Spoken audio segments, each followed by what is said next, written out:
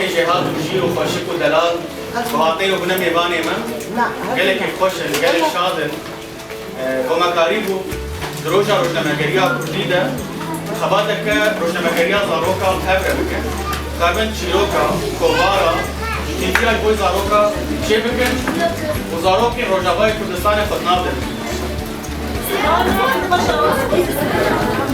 Bravo!